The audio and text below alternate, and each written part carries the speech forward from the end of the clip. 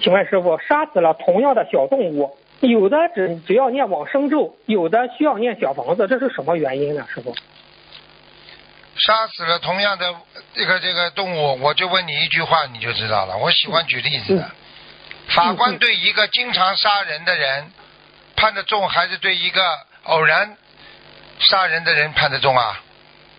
不一样的。好了，就是对那个经常杀人的判得重。屡教不改，枪毙；偶然对惯犯，无期徒刑。那你说一样不啦？